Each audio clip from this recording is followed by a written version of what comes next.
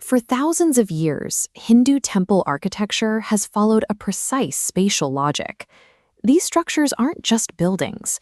They are physical representations of a specific cosmic order, where direction carries immense spiritual weight.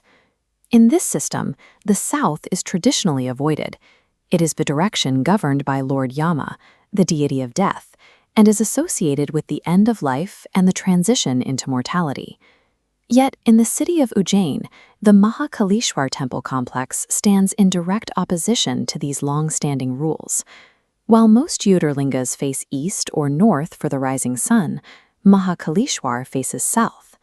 This follows precise mandates in the Agamic scriptures. The placement perfectly aligns with the city's complex geometry, confirming it was an intentional engineering feat, not an error. This deliberate choice reflects the nature of the deity inside, Shiva, worshipped here as Mahakal, the Lord of Time. This raises a difficult question. Why would a sacred space be engineered to gaze directly into the realm of death? And what does this spatial choice suggest about the human experience?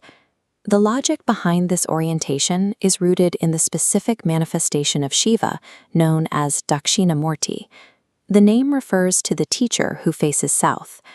Dakshinamurti represents the silent guru, a source of wisdom meant to guide seekers through existence. This silent teacher reveals truths that often go unspoken, specifically that the cycles of time and the arrival of death are inescapable realities for every living being. Shiva, as Mahakal, embodies time itself, the one force in the universe that remains undefeated. Time is the great equalizer. Every empire, every monument, and every individual achievement eventually erodes under its weight. By facing south, Mahakal directly confronts mortality. This orientation serves as a visual declaration of authority over the very direction others fear.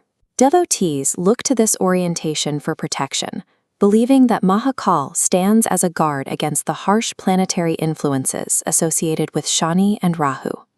The temple positions the deity as a barrier at the threshold between life and death, absorbing negativity before it can reach the seeker. This philosophy moves from abstract architecture to tangible ritual in the early morning hours. During the Bhasma Aarti, priests cover the deity in sacred ash. In a space that faces the direction of death, this ritual serves as a stark reminder that the physical body is temporary. The ash represents the final state of all physical matter. It is a visual cue that the ego and the attachments we build throughout our lives will eventually be reduced to nothing. This realization acts as a bridge to freedom. When the ego is acknowledged as temporary, the fear of losing it evaporates, turning a confrontation with death into a moment of clarity. While we no longer build our lives around the threat of ancient predators, our modern anxieties have inherited that same primal weight. We experience the same paralyzing dread when facing failure, financial instability, or the loss of our personal status. The architecture of Mahakal offers a specific psychological strategy. Fear is only conquered when it is looked at directly. The south-facing alignment of the temple serves as a firm before the things that terrify us most. What we avoid inevitably gains power over us.